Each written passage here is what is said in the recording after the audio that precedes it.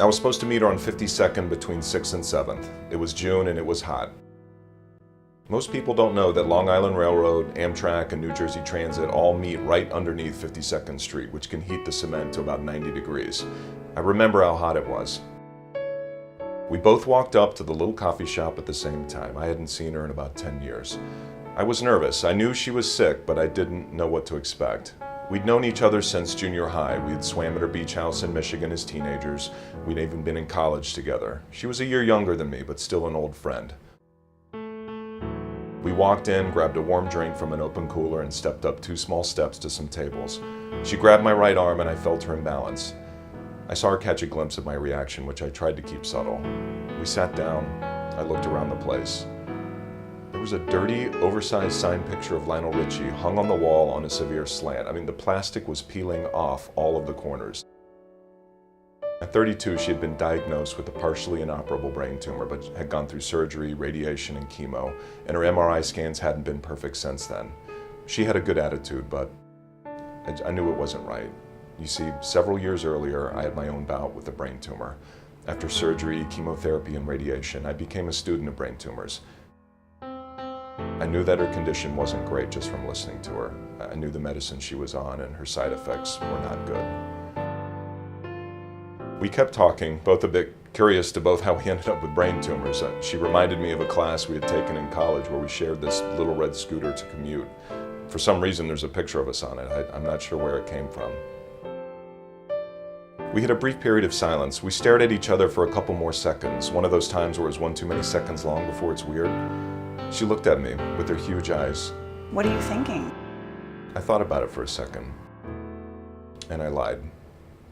I told her she looked great. We would both be okay. She was in great care with great doctors. She was young and we would both make it. We both had time. After a while, we got up to leave, agreed to talk again soon. We walked out of the coffee shop. I went east, she went west. She ever so slightly limped away and I stood there and watched her. And I watched. I never saw her again. She died 2 years later, 34 years old. She had moved back to Chicago for treatment, but it was just too late. I went to her funeral. It was a freezing, cold, windy day. But I do know that if she were able to talk today, she would say, You can do something about it. You have a chance. You are so close and you can change the outcome. We are so close and we can change the outcome. With your help, members of the MBTI can make a difference. We want to thank you for over 5 years of tremendous support. We have over 50 faculty and staff dedicated to research and state-of-the-art care for patients with brain tumors. One of the therapies I'm most excited about is a brain tumor vaccine. That's a vaccine made out of a patient's tumor for that patient's specific tumor. It's out of the patient and off the shelf, and it's something that can be given specifically to each and every brain tumor patient we operate on. In 2013, Northwestern Memorial rose 6 places to 6th in the nation, with the neurology and neurosurgery programs ranked 7th in the country. The neuro-oncology program enrolls more patients onto clinical trials than any other cancer disease site at the Lurie Cancer Center. At any given time, there are 10 to 15 clinical trials open for brain tumor patients. Our Brain Tumor Support Group consistently serves nearly 300 patients and their caregivers annually. We perform over 1,000 surgeries a year. We serve and treat over 7,000 brain tumor patients each year.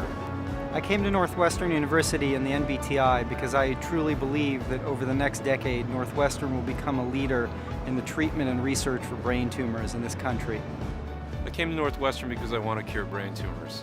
Research that translates to improved care for patients can't advance without clinical trials. Over the past 5 years, donors and friends to the Minds Matter event have helped us raise nearly $3 million, aiding us in building a best-in-class brain tumor program. Your support has helped to build one of the nation's leading brain tumor institutes. We need to expand on what's already been built. We need to support the existing infrastructure, including our social work team, our nutritionists, our nursing staff. We need to broaden our clinical activities in the realms of radiation oncology and experimental neuropathology. We need your support. As research dollars are getting more difficult to get, Dollars raised from these events can help move forward early phase research that we hope will move into human clinical trials that will help eradicate this deadly illness. We need your support to help to grow programming here at the Northwestern Brain Tumor Institute. Programs such as the Integrative Initiative that connect doctors across the Northwestern campus in order to give the best care possible to our brain tumor patients. On behalf of the Northwestern Brain Tumor Institute, we want to express our gratitude for all of your assistance in helping us to better care for our patients and their families. It's because of what you do that we're able to make such a difference in their lives.